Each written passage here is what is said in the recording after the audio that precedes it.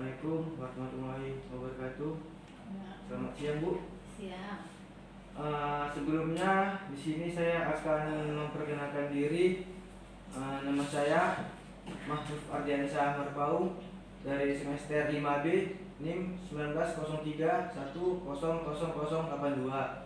mahasiswa Sekolah Tinggi Olahraga dan Kesehatan Bina Guna Medan. Di sini saya akan wawancara Ibu tentang yaitu pendidikan anti korupsi. Pertanyaannya hanya 6 pertanyaan aja.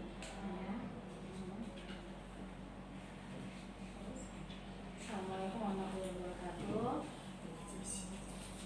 Sebelumnya saya Ade Kulintasari, Kasih Olahraga Prestasi dari Dinas Kepemudaan Olahraga Pariwisata Kabupaten Asahan. Sehubungan dengan tugas mata kuliah pendidikan anti korupsi, maka sekarang saya menyediakan waktu untuk adik bertanya sehubungan dengan tugas yang diberikannya. Baik, Bu. Pertanyaan yang pertama yaitu korupsi itu apa, Bu, menurut Ibu?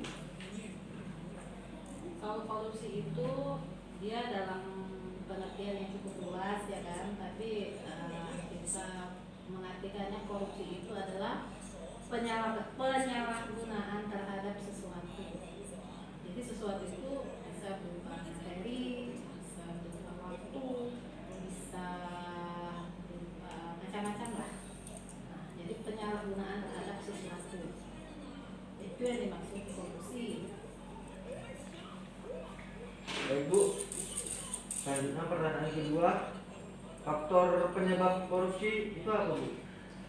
Faktor penyebab korupsi itu banyak dan complicated, ya, tergantung dari situasi yang dihadapi.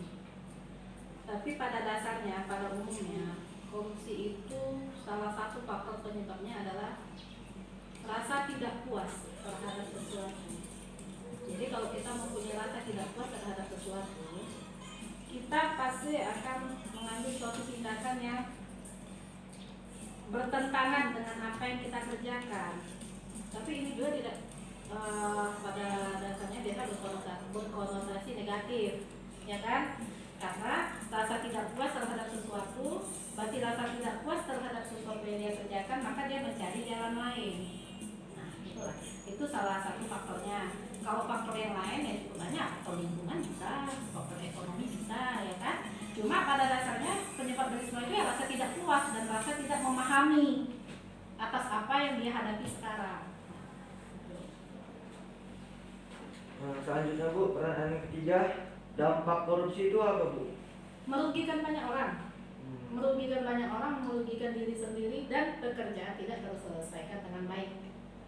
Itu. Pertanyaan yang keempat, bagaimana cara menangani atau memberantas korupsi di negara kita ini, Bu? Itu salah satu penyebab kunci utama iman, takwa. Takut sama Allah. Takut sama Allah, kita nggak akan berani melakukan suatu perbuatan yang menyimpang. Itu secara basicnya iman dan takwa. Itu tanamkan. Sehebat apapun dia, sebagus apapun kerjaannya, kalau iman takwa ini nggak ada, godaan itu besar, pasti dia korupsi. Yang kedua, ilmu pengetahuan. Dia harus mempunyai ilmu pengetahuan yang cukup sehingga dia bisa menengok sisi baik dan sisi buruk dari suatu pekerjaan. Dia bisa menemukan suatu cara yang efektif untuk menyelesaikan pekerjaannya sehingga bisa menghilangkan rasa tidak puas terhadap dirinya sendiri. Itulah. Jadi iman dan takwa dia, ilmu pengetahuan dia, dan kemampuan dia dalam mengerjakan itu berarti harus sesuai dengan basic ilmu dia. Nah, jadi dia bisa berolahraga. Berarti yang harus diselesaikannya masalah keolahragaan. Dia memahami, kan? Jadi kalau dia memahami kerjaan itu, tidak ada celah untuk korupsi sebetulnya. Kecuali ada rasa tidak puas terhadap pekerjaan ini, gitu. Kalau ada rasa tidak puas, kembali lagi kemana ya? Iman dan takwa itu. takut sama Allah, gitu aja. Ya kan? Iya, Nah, betul. itulah secara umum, ya kan? Baik Bu, pertanyaan kelima, Hmm. mengapa masih banyak yang korupsi di negara kita ini Bu? Berarti masih banyak yang kurang iman dan takwanya, ya kan? Iya Bu. Masih banyak yang kurang ilmu pengetahuannya, ya kan? Nah, maksudnya ya berarti kesadaran masyarakat untuk menuntut ilmu pengetahuan lebih tinggi itu masih mungkin cuma berapa persen, ya kan? Yang ketiga, banyak pekerjaan yang tidak dikerjakan sesuai dengan basic ilmu dia. Nah, jadi nggak sesuai. Sarjana olahraga nanti yang dikerjakannya pembangunan jalan. Cuma kayak mana yang nggak korupsi? Orang dia aja nggak ngerti apa yang dikerjakannya, terakhir apa? Penghamburan biaya, kan gitu. Nah, jadi kalau mengapa banyak korupsi, ya udah tingkatkan iman dan takwa masyarakat Indonesia, ya.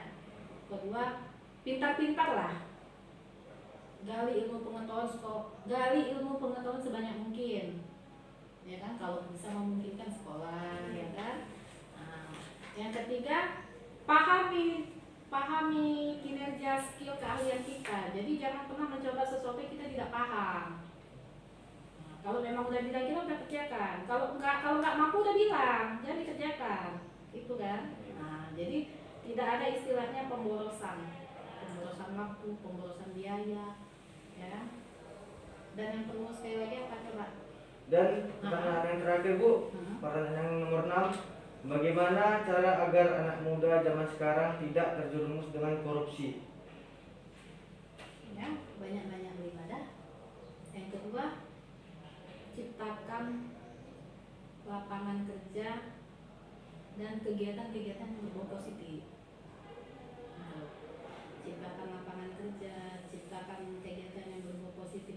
Jangan pernah menggantungkan hidup dan rezeki itu hanya dengan melamar kerja. Itulah. Jadi anak muda harus kreatif lah, skillnya ada, iman dan takwanya ditingkatkan. Yang satu lagi, empati terhadap orang itu harus ditingkatkan. Jadi rasa kita untuk menolong orang, rasa kita untuk berbuat baik kepada orang itu harus ditingkatkan. Insya Allah itu yang namanya korupsi itu bisa diatasi. Korupsi itu memang godaan besar, cuma balik lagi ke diri kita mengatasinya. Ya, jadi itu.